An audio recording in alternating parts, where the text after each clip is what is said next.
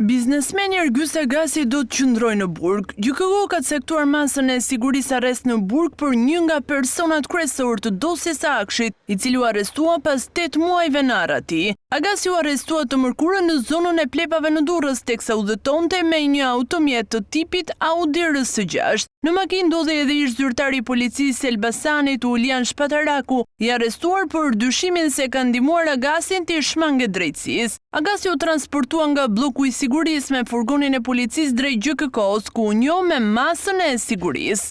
Pavarësisht se gjykata vendosi që mos ja ndryshoj masën e sigurimit atë të arrestit në burg, por si konkluzion ne si mbrojtje dalim me një optimizëm për shkak sepse këto provat dhe kjo dosje kur ti nënshtrohet të procesit të debatit në gjyqin e themelit, ju siguroj që do jetë në drejt pafajësisë të zotit Agaçi.